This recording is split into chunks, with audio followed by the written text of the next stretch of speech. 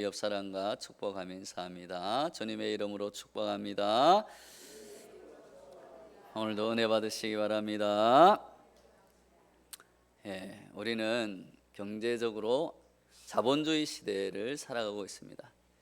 그래서 현대 자본주의 사회는 말 그대로 자본이 많은 사람이 힘이 있고 그 자본이 많은 사람이 경제를 이끌어가는 경제 체제입니다. 그래서 자본주의 사회는 돈과 물질을 많이 가지면 가질수록 저 사람은 이 자본주의 사회에서 성공한 사람이다 라고 평가를 받습니다. 그리고 그러한 사람을 우리는 자연스럽게 부러워하기도 합니다. 그래서 흔히 사람들이 만나면 상대방이 얼마나 많이 가지고 있는가 그것을 궁금해합니다. 얼마나 많이 그 사람의 얼마나 많은 것을 가지고 있는가 또한 알려고도 합니다. 그래서 많이 가진 사람은 자신의 소유를 은연중에 과시하기도 하고 적게 가진 사람은 어떻게 해서든지 더 많이 가져서 성공하려고 노력을 합니다. 그리고 많이 가진 쪽은 때로는 어깨에 힘이 들어가기도 하고 또 가지지 못한 쪽은 가지지 못한 것 때문에 때로는 주눅이 들기도 합니다. 그러나 건강한 사회에는 물질을 많이 소유하고 있느냐에 따라서 그 사람을 평가하는 것이 아니라 그 사람이 얼마나 좋은 의도를 가지고 살아가는가, 그 사람 속에 얼마나 선한 것이 많이 있는가, 또한 그 사람이 살아가면서 다른 사람에게 얼마나 많은 선한 영향력을 주고 도움을 주는가에 따라서 사람의 가치를 평가하게 되는 줄로 믿습니다. 즉 사회가 건강해질수록 사람들은 그러한 그 중심에 있는 그 영적인 그러한 부분을 더 소중히 여기고 그것을 더 높게 가치 있게 평가한다라는 것입니다. 우리가 그래서 사회가 영적으로 더 타락하면 타락할수록 사람들은 그러한 영적으로 깨어있는 사람, 영적으로 선한 사람, 그야말로 우리가 하나님의 말씀대로 살아가고자 노력하는 사람, 하나님의 마음을 가지고 하나님의 그 사랑으로 사람을 사랑하고 도와주는 사람들을 더 찾게 된다라는 것입니다. 사랑하는 성도 여러분, 오늘 말씀 가운데 또한 우리 기도 가운데 하나님의 지혜와 하나님의 마음을 우리 마음에 새기고 하나님이 우리에게 알려주신 그 주님의 가치로 살아갈 때 생명을 살리는 사람, 그래서 이 세상에서 다른 사람들에게 사랑받고 또한 사랑을 나누며 존경받는 주님의 자녀들이 되시기를 바랍니다. 민수기 1장에는 이스라엘 백성들 중에서 레위 지파를 제외하고 싸움에 나갈 수 있는 성인들을 계수하는 그러한 장면이 나옵니다. 그래서 20세 이상 싸움에 나갈 만한 남자들의 숫자가 기록되어 있습니다. 그 총계가 오늘 말씀에 60만 3,550명이었더라고 말씀하고 있습니다. 예전에 제가 군대에 있을 때 대한민국 군인이 60만 된다고 그렇게 했었거든요. 그러니까 거의 대한민국 군인 숫자와 비슷하다라고 말할 수 있습니다. 자신의 소유를 숫자로 표시하고 싶어 하는 것, 그래서 내가 이 정도 가지고 있어, 우리나라는 이 정도 부를 가지고 있어, 우리나라 군대는 이 정도야, 그렇게 표시하고 싶어하는, 자신이 가진 숫자를 표시하고 싶어하는 것은 우리 인간들의 어떻게 보면 공통된 마음이다라고 할 수 있습니다. 그런데 성경에서 나타나는 숫자, 특히 하나님이 말씀하시는 숫자는 그러한 우리의 인간의 마음과는 조금 다른 측면을 가진다. 즉 우리들이 생각하는, 특별히 이 자본주의 시대에서 우리가 살아갈 때 많이 가지면 많이 가질수록 더 센 사람이다, 더 능력이 있는 사람이다 라고 생각하는 그러한 소유의 개념과는 전혀 다른 기준을 보여줄 때가 많다라는 것을 우리는 마음에 새겨야 합니다. 단지 많이 가지고 있음을 보여주는 숫자의 개념, 인간의 육적인 기준은 하나님에 의해서 때로는 거부되었다라는 것을 우리는 알아야 합니다. 사사시대 때에 미디안과 아말렉 군대가 이스라엘에 쳐들어왔습니다. 그 군대의 숫자가 얼마나 많은지 성경은 메뚜기의 수와 같이 많은 때의 군대가 쳐들어왔다고 이야기합니다. 그런데 이런 수많은 적군에 맞서기 위해서 기드온의 수하에 모여든 사람들의 숫자는 불과 3만 2천 명이었습니다. 이스라엘이 절대적인 열세의 그러한 수였습니다. 어떻게든 더 많은 사람들을 모아야 하는 상황 같은데 하나님의 평가는 정반대였습니다. 하나님께서는 적군의 숫자보다 훨씬 작은 그런 이스라엘 군대를 보며 야, 너무 많다. 그래서 뭐라고 말씀하십니까? 두려워 떠는 자들 다 집에 보내라. 그래서 하나님의 명령에 따라 두려워 떠는 자들은 모두 돌려보내고 남은 자는 1만 명이었습니다. 보통 사람의 눈에 보면 야, 저 1만 명 가지고 저 수많은 적군을 어떻게 상대하나, 우리는 이제 죽었구나, 그렇게 생각을 할 것입니다. 그런데 또 하나님은 그 1만 명도 많다, 그렇게 말씀하십니다. 그래서 명령에 따라 무릎을 꿇고 물을 마시는 자를 돌려보냈습니다. 그리고 남은 자는 불과 우리가 잘 아는 숫자 300명. 그래서 300명, 기드온과 300용사, 그렇게 우리가 많이 외웠잖아요. 불과 300명으로 그 허다한 수많은 구름대 같은, 메뚜기 떼와 낙타 떼 같은 그 적군과 맞서 싸우라는 하나님의 말씀, 아마 저 같으면 도망갔을 것입니다. 하나님의 말씀이고 뭐시고 당장에 내가 죽겠는데, 아니 300명으로 무슨 저 적군을 대항해서 싸우라는 것입니까? 그냥 가서 죽으라는 겁니까? 이렇게 아마 불평불만을 했을 것입니다. 그러나 기드온의 용사 300은 그 수다한 적군을 가볍게 물리쳤습니다. 이것은 무엇입니까? 300용사가 마치 영화에 나오는 스파르타의 그 300용사처럼 정말 용맹하게 싸워서 그 협곡을 이용해서 지략을 발휘해서 그 사람들을 물리쳤구나, 그런 것을 성경이 보여주는 것이 아니라 하나님은 인간의 숫자, 인간의 많고 적음을 중요하게 생각하지 않으신다라는 것입니다. 할렐루야. 하나님은 하나님의 말씀에 순종하는 단 한 명으로도 수많은 적군들을 물리쳐 주시는 하나님이신 줄로 믿습니다. 그러므로 우리가 가진 것이 적고 많음에 따라 우리가 평가하지 말라라는 것입니다. 하나님의 능력을 우리가 가진 것으로 평가하지 말고 우리가 얼마를 가졌든지 하나님이 함께 하시면, 하나님의 말씀에 순종하면 하나님은 우리가 적게 가진 것이든 많이 가진 것이든 그것을 사용하여서 크게 하나님의 능력으로 사용해 주시는 줄로 믿습니다. 그것을 하나님은 이 숫자를 통해서 보여주시는 것입니다. 또한 우리가 잘 아는 다윗 시대 때 다윗이 승승장구하여서 이스라엘 나라의 기초를 튼튼히 닦았습니다. 그래서 그 주변에 있는 나라들이 조공을 바치는 그러한 일이 벌어졌습니다. 그러던 어느 날 다윗은 수하 참모의 반대에도 불구하고 그 마음에 야, 나도 이렇게 부강해졌으니까 우리 백성들, 우리 군인들의 숫자가 어느 정도 되는가 한번 세어볼까라고 그런 교만한 생각이 들었던 것입니다. 그래서 이스라엘 백성들의 인구를 조사하라고 반대에도 불구하고 명령을 내렸습니다. 그런데 그러한 다윗의 처사는 결국 하나님을 진노하게 만들었다는 것입니다.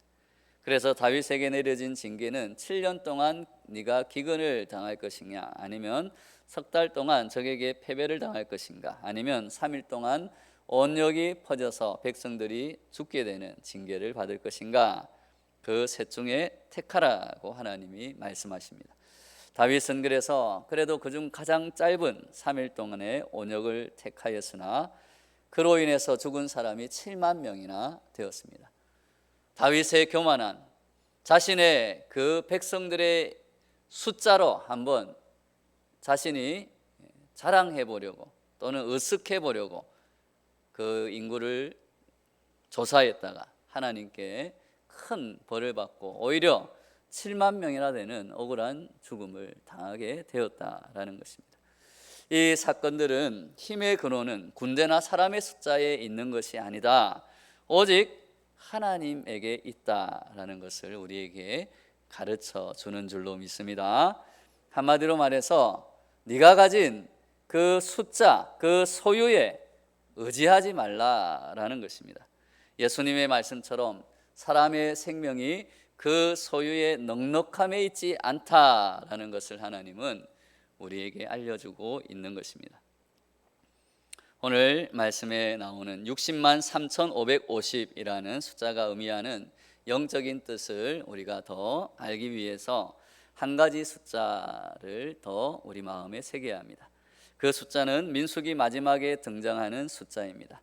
민수기 26장 51절에 이스라엘 자손에 계수된 자가 60만 1,730명이었더라 라고 그 끝에 숫자가 다시 한번 등장합니다.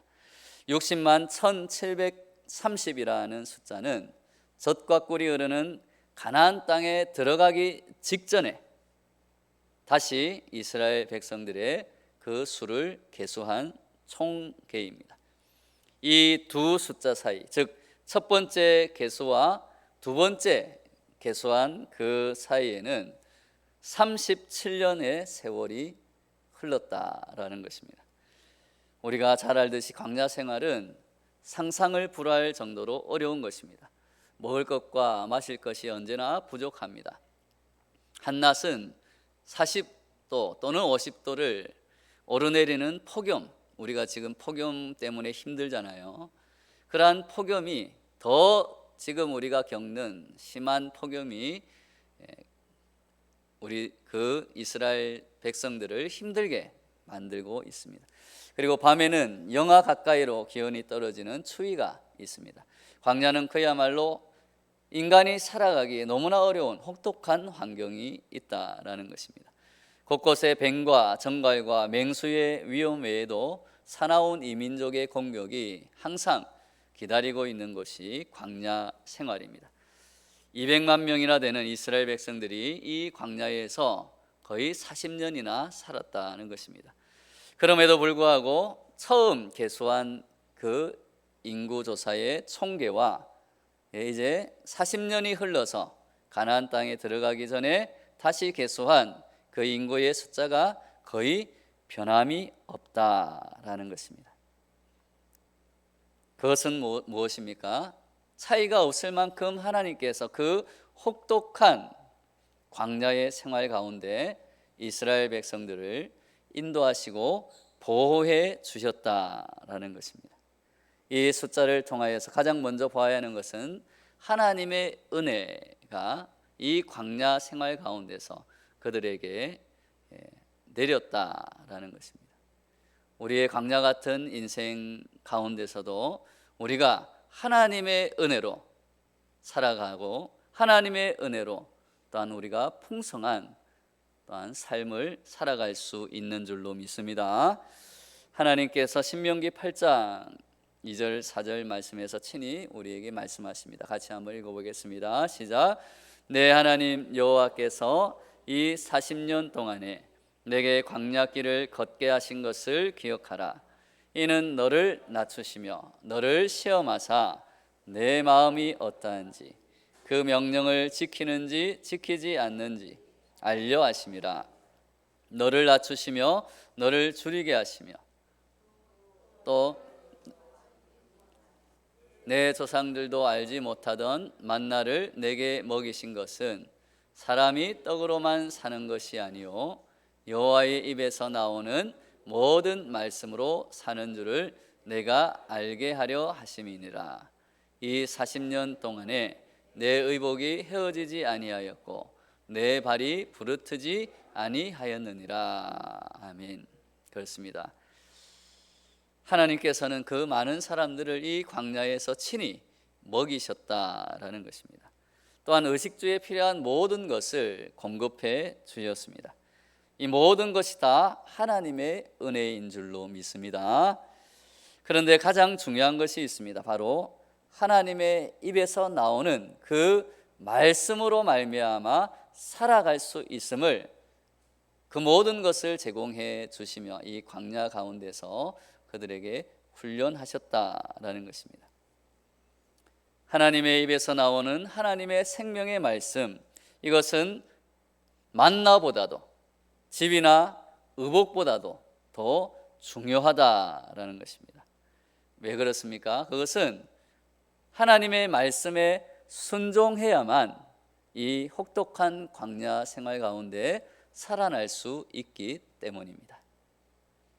광야 40년 동안 이스라엘 백성들은 그 하나님의 말씀에 순종함으로 살아갈 수 있음을 직접 몸으로 경험하며, 내가 하나님의 말씀이 있어야 이 광야 생활에서 살아갈 수 있고 풍성한 은혜를 누릴 수 있고 풍성한 삶을 이어갈 수 있구나라는 것을 그들은 경험하게 되는 것입니다. 하나님의 말씀에 순종하는 그 훈련을 통해서 이스라엘 백성들은 하나님의 제사장 나라로 거듭나게 된 것입니다. 사랑하는 여러분, 우리도 광야와 같은 인생을 살아갑니다. 각자의 일생은 곧 광야 생활이라 할 수 있습니다. 이 기간 동안 우리는 무엇을 먼저 구해야 하겠습니까? 돈도 권력도 명예도 쾌락도 아니다. 내가 가지고 있는 소유의 그 많음이 아니라 오직 하나님의 말씀을 먼저 구하는 자가 참된 인생, 이 광야와 같은 인생에서도 하나님이 주시는 그 생명의 물을 얻고 또한 하나님이 주시는 은혜로 말미암아 우리가 많이 가졌든 적게 가졌든 어떠한 상황에서도 하나님께 감사하며 기뻐하며 복된 인생을 살아가게 되는 줄로 믿습니다.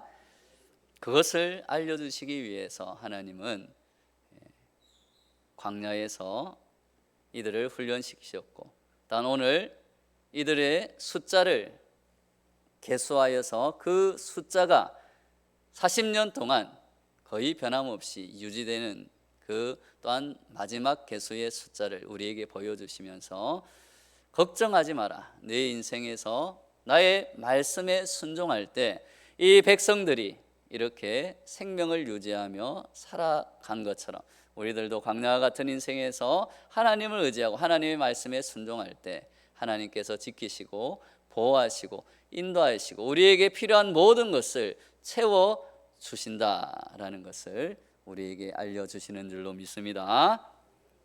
그 하나님의 말씀을 이 광야 가운데 주신 것이 가장 큰 하나님의 은혜임을 믿으시기 바랍니다. 두 번째로 이 숫자에 담긴 중요한 의미는 참된 성도들은 하나님의 훈련을 통해서 옛사람을 벗어버리고 새 사람으로 거듭나야 한다라는 것입니다. 우리 옆 사람과 한번 축복하며 인사하겠습니다. 옛사람을 벗으시고 새 사람을 입읍시다. 할렐루야. 이집트에서 노예 생활하던 이스라엘 백성을 구원해 내셨습니다. 그리고 홍해바다를 건너게 하였습니다. 홍해바다를 건넜다라는 것은 바로 세례를 받았다라는 것을 영적으로 의미하기도 합니다. 옛사람을 물속에 그 홍해바다에 장사 지내고 노예로 살아가던 그 노예 습성이 있던 그 옛사람을 그 물속에 장사 지내고 이제 홍해를 건넜을 때 하나님의 선택받은 새 사람, 하나님의 제사장 나라가 되었다라는 것입니다. 그러나 세례를 받았다고 해서 우리가 금방 옛사람을 다 벗어버리고 새 사람이 되는 것은 아닐 것입니다. 옛사람은 어떻게 보면 우리 마음에, 우리 속에 그대로 남아있기도 합니다. 그 옛사람의 숫자가 바로 오늘 읽은 60만 3,550명이다 라고 말할 수도 있습니다. 광야에서의 40년 그 신앙생활을 통한 훈련을 우리는 통해서 그 옛사람을 벗어버리는 훈련을 받아야 한다라는 것입니다. 광야에서 하나님께 반역하다가 죽은 1세대들, 바로 그 사람들이 옛사람이다라고도 말할 수 있습니다. 그리고 광야에서 새로운 이 세대가 태어났습니다. 제2세대, 광야에서 신앙훈련을 통하여서 이제 하나님의 말씀에 순종하는 것을 배운 그 거듭난 백성들, 그 사람들을 바로 우리는 새 사람이다라고 말할 수 있습니다. 그 새롭게 거듭난 사람의 숫자가 60만 1,730명이다라고 말할 수 있는 것입니다. 그렇게 하나님의 말씀에 순종하는 훈련으로 거듭난 하나님의 사람들만이 젖과 꿀이 흐르는 그 약속의 땅으로 들어갈 수 있었다는 것입니다. 요단강을 건너가 들어가는 가나안 땅은 바로 옛사람, 내 속에 있는 그 과거의 죄의 노예로 살아가던 그 옛사람을 벗어버리는 것입니다. 그리고 천국으로 우리는 들어가야 합니다. 그 천국으로 들어가는 사람은 바로 옛사람이 죽고 새 사람으로 거듭난 존재입니다. 옛사람이 죽고 새 사람으로 거듭났다는 것은 우리의 성격이 덜렁대던 성격이 차분해졌다, 또는 머리가 나쁘던 사람이 갑자기 좋게 되었다라는 그러한 의미가 아닐 것입니다. 하나님께서 주신 우리의 성격, 우리의 천성은 어떻게 보면 잘 변하지 않습니다. 그래서 때로는 우리가 농담으로 그런 얘기도 합니다. 저 사람의 성격은 예수님이 와도 바꿀 수 없다, 이런 얘기를 하잖아요. 옛 사람에게도 열정은 있었습니다. 그러나 그 열정은 땅의 것을 얻기 위한, 내가 더 많은 소유로 자랑하기 위한 그러한 열정이었을지 모릅니다. 그러나 거듭난 새 사람은 하늘의 것을, 하나님의 말씀으로 하나님의 뜻을 이루어내겠다는 열정으로 바뀐 사람을 의미합니다. 예를 들어 봅니다. 우리가 잘 아는 사도 바울은 그 성격이 아주 열정적이고 집요한 사람이었습니다. 머리가 똑똑한 사람이었습니다. 그의 그러나 옛 사람은 그러한 지혜와 그러한 열정을 가지고 오히려 예수 그리스도를 박해하고 또 그리스도인들을 잡아서 그들을 죽이는데 사용하였습니다. 그러나 예수님을 만난 다음 그가 가진 그 열정과 그 집요함과 그 지혜로 그는 이제 복음을 전파하는 데 사용하게 된 것입니다. 그래서 사도 바울이 이렇게 말합니다. 빌립보서 3장 7절 9절 같이 읽겠습니다. 시작. 그러나 무엇이든지 내게 유익하던 것을 내가 그리스도를 위하여 다 해로 여길 뿐더러 또한 모든 것을 해로 여김은 내 주 그리스도 예수를 아는 지식이 가장 고상하기 때문이라. 내가 그를 위하여 모든 것을 잃어버리고 배설물로 여김은 그리스도를 얻고 그 안에서 발견되려 함이니 내가 가진 의는 율법에서 난 것이 아니요 오직 그리스도를 믿음으로 말미암은 것이니 곧 믿음으로 하나님께로부터 난 의라. 아멘. 사도 바울이 그전에 자신에게 유익하던 것이었으나 현재는 배설물처럼 쓰레기처럼 그렇게 여겨서 완전히 폐기 처분한 것이 바로 옛 사람이다라는 것입니다.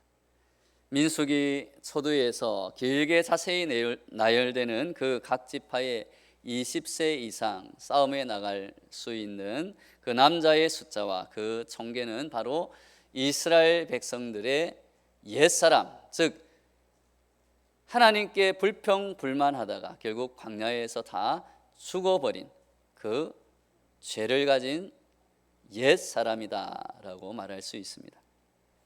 이 숫자를 읽으면서 우리는 나에게 여전히 남아있는 옛사람이 무엇인지 살펴보아야 합니다. 우리가 처음 믿었을 때와 지금 현재 우리의 믿음 상태를 또한 점검하며 우리가 얼마만큼 성장하였는가, 나에게 있는 옛사람을 얼마만큼 죽이고 살아왔는가, 그리고 새 사람으로 거듭났는가를 이 숫자를 보면서 우리는 마음에 새겨야 합니다. 여전히 더 많은 것을 가지고 있음 때문에 내가 든든하고, 또는 내가 더 많이 가지지 못한 것 때문에 초조해하고 불평불만이 있다면, 여전히 내가 소유하고 있는 것으로, 내가 가진 것으로 기뻐하고 실망하고 있다면, 또는 교만해지고, 또는 증오하며 억울해하며 낙담하고 살고 있다면, 나에게는 아직 옛사람이 여전히 나를 지배하고 있다라는 것을 우리는 마음에 새겨야 합니다. 사도 바울은 에베소서 4장 22절 24절에서 우리에게 이렇게 말씀하십니다. 같이 읽겠습니다. 너희는 유혹의 욕심을 따라 썩어져가는 구습을 따르는 옛 사람을 벗어버리고 오직 너희의 심령이 새롭게 되어 하나님을 따라 의와 진리의 거룩함으로 지으심을 받은 새 사람을 입으라. 바로 이 말씀이 민수기의 그 처음 총계를 매긴 그 숫자와, 그리고 마지막 다시 센 그 총계, 그 숫자를 통하여서 우리에게 깨닫게 하시는 신앙훈련의 핵심이 되는 것입니다.